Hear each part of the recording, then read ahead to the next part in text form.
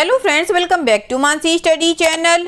दोस्तों, आज है 9 नवंबर 2024 और 9 नवंबर 2024 से रिलेटेड करंट अफेयर्स के जितने भी क्वेश्चन बन सकती हैं, आज की क्लास में सारी क्वेश्चन को कवर करेंगे और हर क्वेश्चन से रिलेटेड इंपॉर्टेंट पॉइंट भी मैं आपको बताऊंगी। तो आप लोग पूरा क्लास बहुत ध्यान से देखिएगा। और दोस्तों, ये क्लास आपकी मॉर्निंग सुबह 7 AM पे डेली लाइव आती है। आप सभी लोग सुबह 7 बजे इस क्लास के लिए तैयार रहा करिए। इससे आपकी तैयारी करंट अफेयर्स में बेहतर होने वाली है और आगे आने वाले सभी एग्जाम में आप लोग करंट अफेयर से रिलेटेड जितने भी टाइप के क्वेश्चन एग्जाम हॉल में पूछे जाते हैं, आप उन सभी टाइप के क्वेश्चन का आंसर बहुत इजीली दे पाएंगे। तो चलिए देरी ना करते हुए आज के पहले क्वेश्चन पर आते हैं। आज का पहला क्वेश्चन लिखा है, नवंबर 2024 में ड्यूमा बाको को निम्नलिखित में से किस देश का राष्ट्रपति नियुक्त किया गया है? Duma Boko has been appointed as the president of which among the following country in November 2024? First option है बोत्सवाना, सेकेंड ऑप्शन है ब्राजील, थर्ड ऑप्शन है लेसोथो, फोर्थ ऑप्शन है जिम्बाब्वे।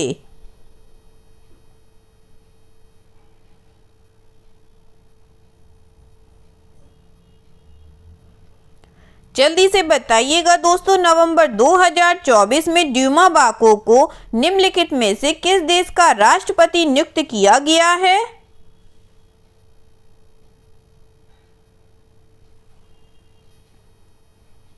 इस क्वेश्चन का जो राइट आंसर हो जाएगा friends, वह है हमारा ऑप्शन नंबर ए, बोत्सवाना का। चलिए इससे रिलेटेड इंपॉर्टेंट पॉइंटों को पढ़ते हैं। अम्ब्रेला फॉर डेमोक्रेटिक चेंज के राष्ट्रपति पद के उम्मीदवार ड्यूमा बाको को आज बोत्सवाना का छठा राष्ट्रपति घोषित किया गया।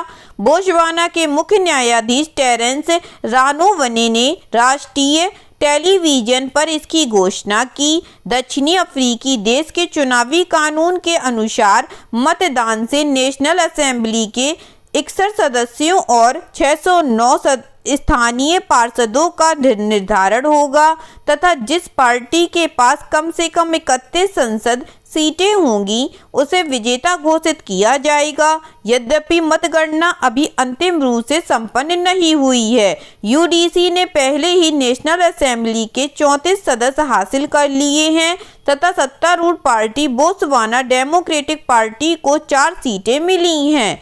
ठीक है दोस्तों, चलिए आगे बढ़ते हैं और नेक्स्ट क्वेश्चन देखते हैं। नेक्स्ट क्वेश्चन लिखा है फ्रेंड्स, न्यू फंड ऑफरिंग अवधि के दौरान म्यूचुअल फंड योजनाओं के माध्यम से जुटाए गए फंड को समय पर निवेश करने के उद्देश्य से बाजार नियामक प्रतिभूति और विनिमय बोर्ड सेबी ने फंड प्रबंधकों के लिए कितने समय सीमा प्रस्तावित की है?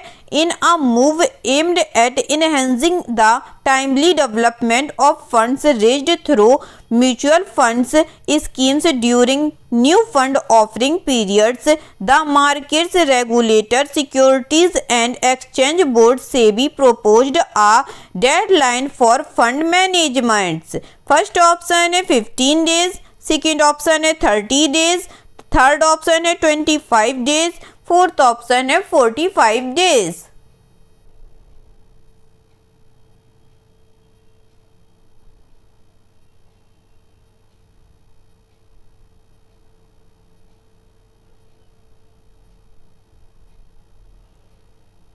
जल्दी से बताइएगा दोस्तों इस क्वेश्चन का राइट आंसर। इस क्वेश्चन का जो राइट आंसर हो जाएगा फ्रेंड्स, वह है हमारा ऑप्शन नंबर बी, 30 डेज। ठीक है दोस्तों, चलिए आगे बढ़ते हैं और इससे इंपॉर्टेंट कुछ पॉइंटों को पढ़ते हैं। नए फंड ऑफरिंग अवधि के दौरान म्यूचुअल फंड योजनाओं के माध्यम से जुटाई गई धनराशि को समय पर वितरित करने के उद्देश्य से बाजार नियामक प्रतिभूति और विनिमय बोर्ड सेबी ने फंड प्रबंधकों के लिए 30 दिन की समय सीमा का प्रस्ताव दिया है। वर्तमान में निर्दिष्ट निवेश रणनीति के अनुरूप एनएफओआई के निवेश के लिए कोई निर्धारित समय सीमा नहीं है।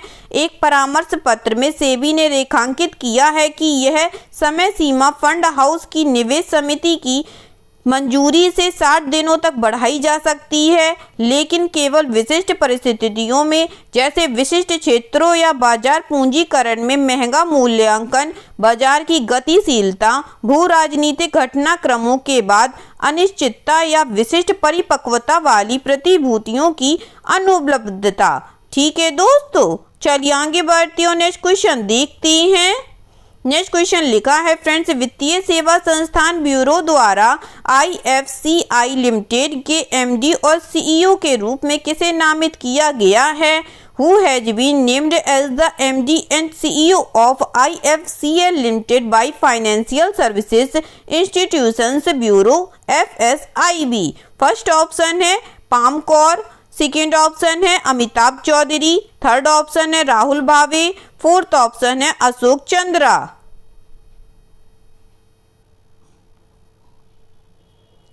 जल्दी से बताइएगा दोस्तों, वित्तीय सेवा संस्थान ब्यूरो द्वारा IFCI लिमिटेड के MD और CEO के रूप में किसे नामित किया गया है?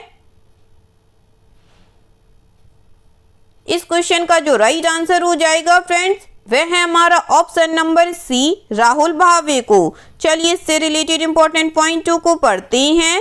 सरकारी बैंकों और वित्तीय संस्थानों के निदेशकों की खोज करने वाली संस्था FSIB ने IFCI लिमिटेड के प्रबंध निदेशक और CEO के पद के लिए राहुल भावे की सिफारिश की है। भावे वर्तमान में IFCI के उप प्रबंध निदेशक हैं। इसके अलावा FSIB ने IIFCL में उप प्रबंध निदेशक के पद के लिए पलाश श्रीवास्तव की सिफारिश की है।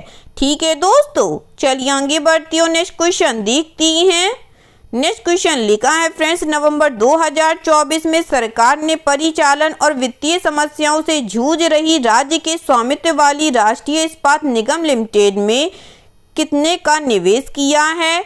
In November 2024 the government has infused in state owned Rashtriya Ispat Nigam limited gripped with operational and financial issues. First option है 1550 करोड़, सेकेंड ऑप्शन है 1450 crore, third option 1750 crore, fourth option है 1650 करोड़।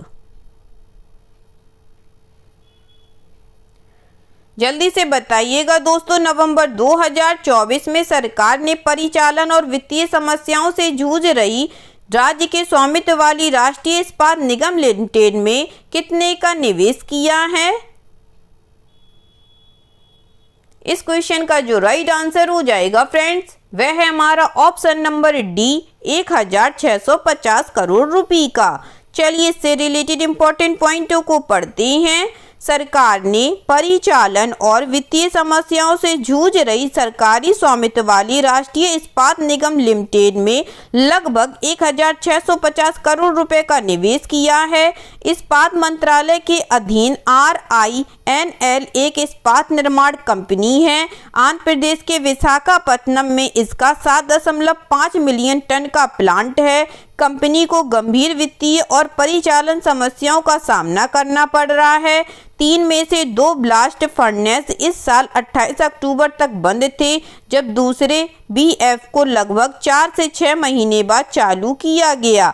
RINL का कुल बकाया 35,000 करोड़ रुपए से अधिक हो गया है। ठीक है दोस्तों, चलिए आगे बढ़ती हूँ, नेक्स्ट क्वेश्चन देखते हैं। नेक्स्ट क्वेश्चन लिखा है फ्रेंड्स, भारत और किस देश ने नवंबर 2024 में द्विपक्षीय रक्षा सहयोग पर समझौता ज्ञापन पर हस्ताक्षर किए हैं? India and which country have signed the MOU on bilateral defence cooperation in November 2024? First option है अल्बानिया, सेकेंड ऑप्शन है अल्जीरिया, थर्ड ऑप्शन है अजरबैजान, फोर्थ ऑप्शन है आर्मीनिया।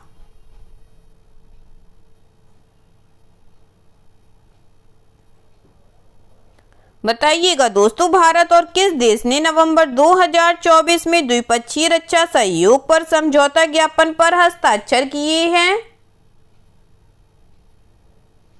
इस क्वेश्चन का जो राइट आंसर हो जाएगा फ्रेंड्स, वह है हमारा option number B, Algeria.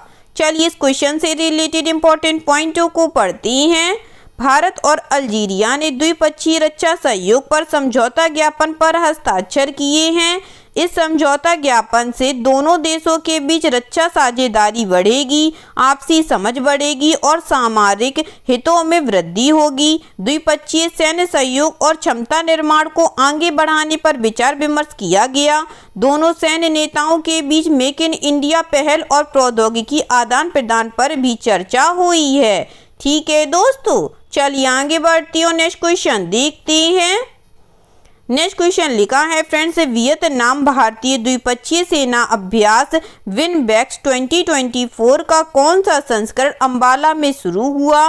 Which edition of Vietnam Indian bilateral army exercise VINBAX 2024 commenced at Ambala? First option है 4th, सेकेंड ऑप्शन है 44th, थर्ड ऑप्शन है 5th, फोर्थ ऑप्शन है 8th।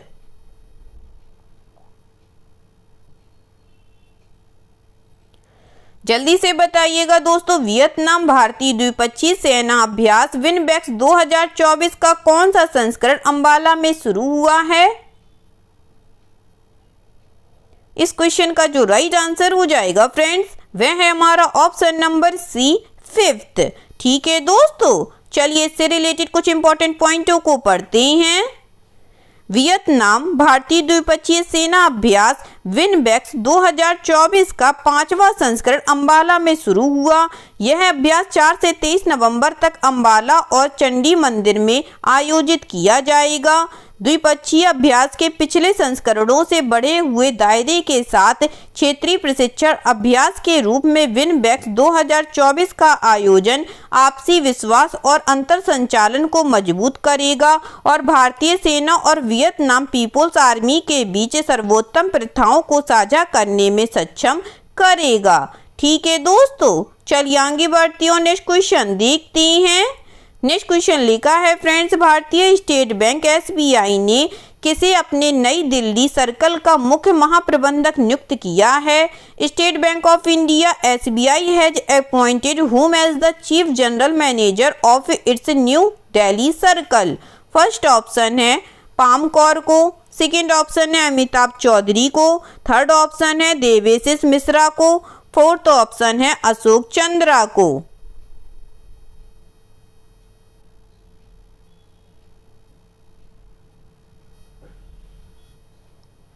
जल्दी से बताइएगा दोस्तों, भारतीय स्टेट बैंक ने किसे अपने नई दिल्ली सर्कल का मुख्य महाप्रबंधक नियुक्त किया है? इस क्वेश्चन का जो राइट आंसर हो जाएगा फ्रेंड्स, वह है हमारा option number C Debashish Mishra को। चलिए इससे रिलेटेड इंपॉर्टेंट पॉइंटों को पढ़ते हैं। भारतीय स्टेट बैंक ने देवाशीष मिश्रा को अपने नई दिल्ली मंडल का मुख्य महाप्रबंधक नियुक्त किया है। मिश्रा को भारत और विदेशों में ऋण परिचालन, विदेशी मुद्रा, IT, मानव संसाधन और MSME क्षेत्रों में अनुभव है। प्रमाणित वित्तीय योजनाकार और सेविंग गुरुकुल स्कॉलर मिश्रा को SBI के नई दिल्ली सर्किल के लिए एक महत्वपूर्ण समय पर नियुक्त किया गया है। यह सर्किल, जिसमें 1700 से अधिक शाखाएं शामिल हैं, देश के विकास के अनुरूप अपनी बाजार स्थिति को मजबूत करने पर केंद्रित है। ठीक है दोस्तों, आगे बढ़ती हूँ, नेक्स्ट क्वेश्चन देखते हैं। नेक्स्ट क्वेश्चन लिखा है फ्रेंड्स, केंद्रीय उपभोक्ता मामले, खाद्य एवं सार्वजनिक वितरण तथा नवीन एवं नवीकरणीय ऊर्जा मंत्री प्रहलाद जोशी ने नवंबर 2024 में NCCF, नेफेड और केंद्रीय भंडार की मोबाइल वैन को हरी झंडी दिखाकर भारत आटा और भारत चावल की खुदरा बिक्री के किस चरण का शुभारंभ किया है? Union minister of consumer affairs, food and public distribution and new and renewable energy Pralhad Joshi launched which phase of the retail sale of Bharat atta and Bharat rice by flagging off mobile vans of NCCF, NAFFED and Kendriya Bhandar in November 2024। First option है phase first, second option है phase second, third option है phase third, fourth option है phase fourth.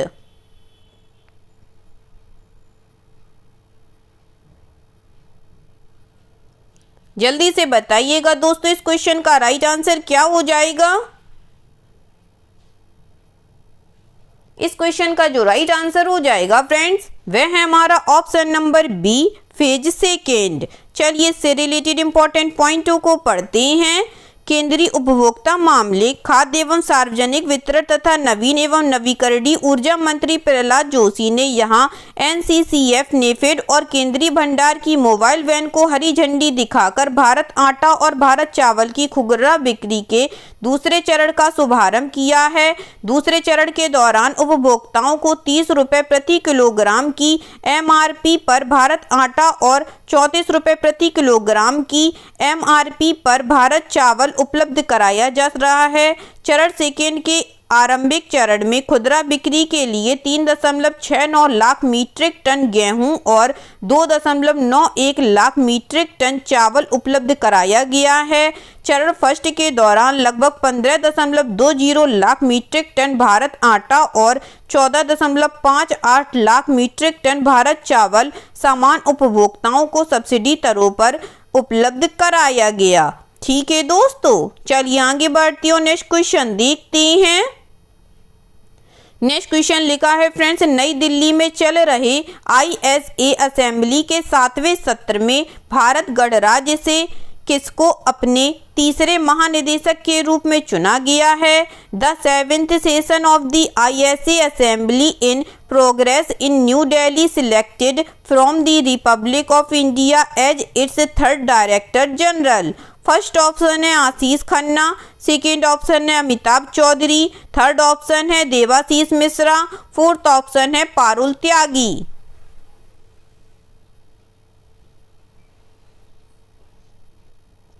बताइएगा दोस्तों, नई दिल्ली में चल रहे ISA असेंबली के 7वें सत्र में भारत गणराज्य से किसको अपने तीसरे महानिदेशक के रूप में चुना गया है। इस क्वेश्चन का जो राइट आंसर हो जाएगा फ्रेंड्स वह है हमारा ऑप्शन नंबर ए, आशीष खन्ना को। चलिए इससे रिलेटेड इंपॉर्टेंट पॉइंटों को पढ़ते हैं। नई दिल्ली में चल रहे ISA असेंबली के 7वें सत्र में भारत गणराज्य के श्री आशीष खन्ना को इसके तीसरे महानिदेशक के रूप में चुना गया। अन्य पद के उम्मीदवारों से घाना से श्री विजडम अहियातुकु टोगोबो और इथियोपिया से श्री गोसाए मेंगिस्टी अबाए नेह शामिल थे। अंतर्राष्ट्रीय सौर गठबंधन के सदस्य देश को आगे बढ़ाने में सभा का समर्थन करने में ISA के महानिदेशक की महत्वपूर्ण भूमिका है। इसमें सदस्य देशों को आम चुनौतियों का समाधान करने में सहायता करना और वैश्विक स्तर पर सौर ऊर्जा को तैनाती को बढ़ाने के लिए समन्वित कार्रवाई में शामिल होना शामिल है। ठीक है दोस्तों, चलिए आगे बढ़ते हैं और आज का लास्ट क्वेश्चन देखते हैं। आज का लास्ट क्वेश्चन लिखा है फ्रेंड्स, अक्टूबर 2024 में जारी नवीनतम हेनले पासपोर्ट इंडेक्स के अनुसार सिंगापुर को फिर से दुनिया का सबसे शक्तिशाली पासपोर्ट नामित किया गया है, जो अपने नागरिकों को 195 देशों में वीजा मुक्त पहुंच प्रदान करता है, जबकि भारत 83वें स्थान पर है, जो अपने नागरिकों को कितने देशों में वीजा मुक्त पहुंच प्रदान करता है।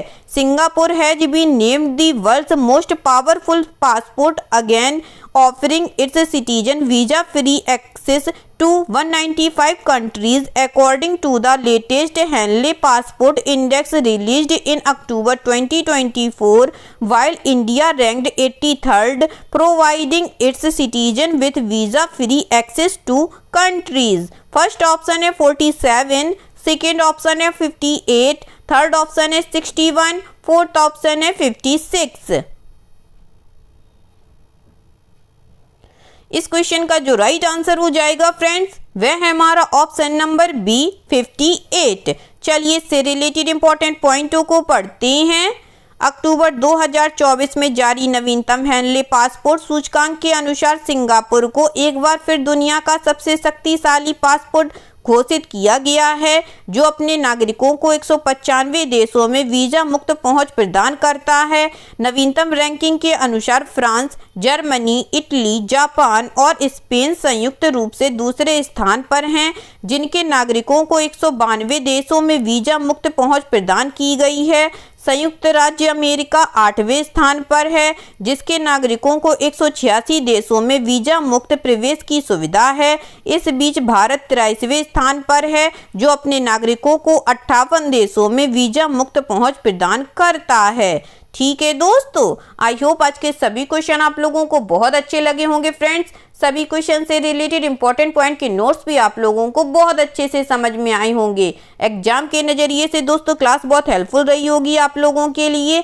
अगर आपको क्लास अच्छी लगी और सारे फैक्टों को आप लोगों ने अच्छे से समझा हो तो प्लीज़ इस क्लास को लाइक कीजिएगा, शेयर कीजिएगा और आपके अपने चैनल मानसी स्टडी चैनल को सब्सक्राइब कीजिएगा। थैंक यू सो मच दोस्तों।